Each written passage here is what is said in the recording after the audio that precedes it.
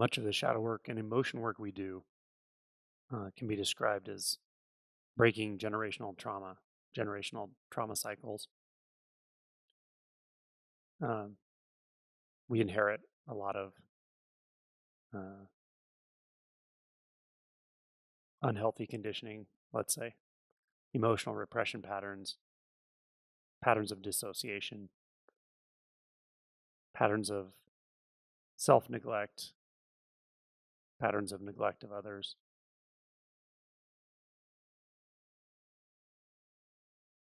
Poor coping mechanisms, or mixtures of coping mechanisms. Some are more healthy than others. Some are pretty violently destructive.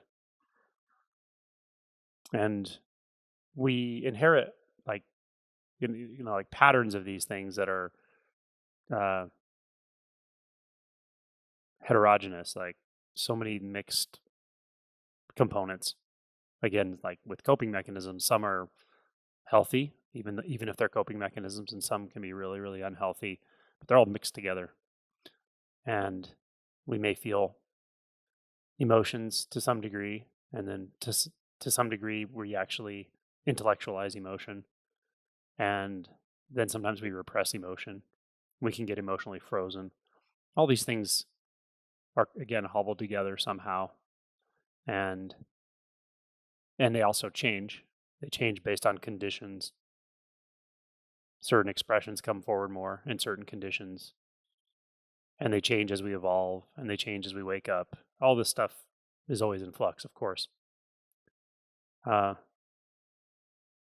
with that said, we tend to inherit patterns of behavior, repression, dissociation, communication, emoting from our parents or from whatever system we grew up in, which is often our biological parents, but not always, and or a combination of different parents, role models, influences, abusers, all of it.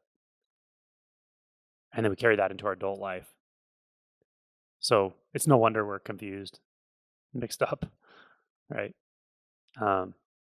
But we do sense that there's a kind of momentum to that trauma, right? There's something that is tenacious, sticks around, stays unconscious, sometimes becomes conscious through intention, sometimes becomes conscious only through retrospect and seeing that we've caused harm or undermined ourselves or something like that.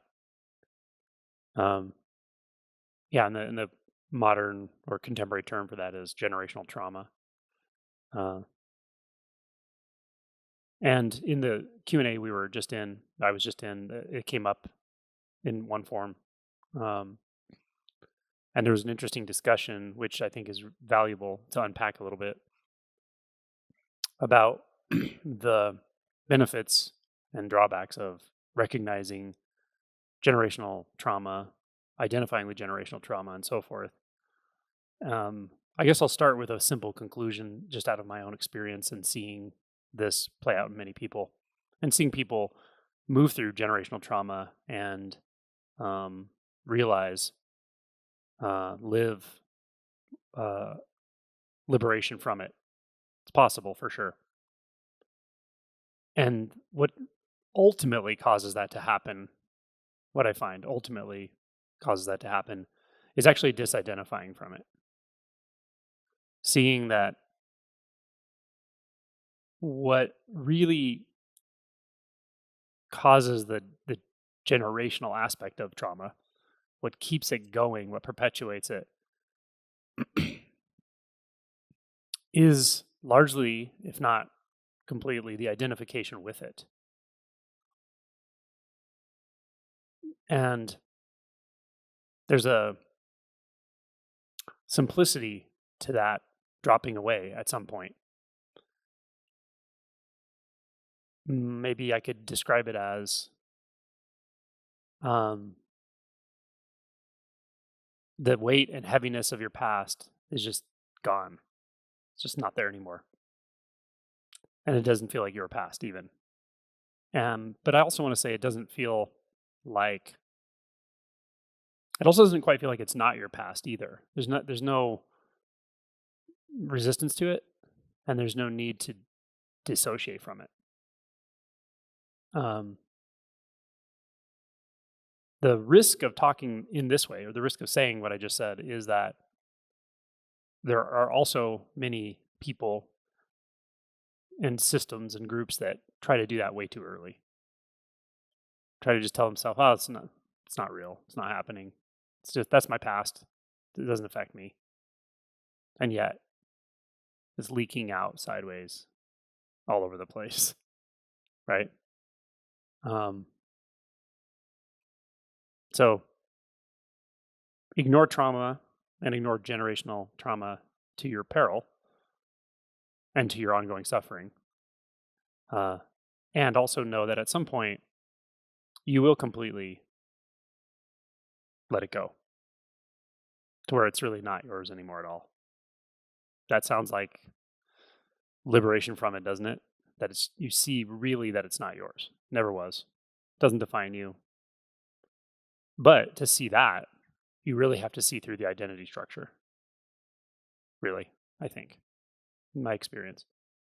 You can do a hell of a lot of work and you can get very, very clear with good work and live a life of ease, peace, connectedness. But there will still be some remaining suffering if the identity structure is still intact. You'll feel it trying to reify itself. You'll feel it resurging. You'll feel strain. You'll feel a kind of baseline strain. There will always be some shadow that's true shadow, like you're just not seeing that it's affecting you or how it's affecting you, but you feel its gravitational effect or something. So this is why I think good shadow work goes hand in hand with good insight work. At some point, they really do converge, I think. If we're talking about the ultimate goal being liberation, as Alma pointed to this morning, that's available to you. That's what we're doing here. That's what this is about. That's what everything I do is about in this setting. What the talks are for, what the workshops are for. It's all pointing to that. And it's possible for every single person here in this lifetime. But I'm seeing more and more and just more clearly that it requires a convergence of good, thorough shadow work and insight work into the nature of identity.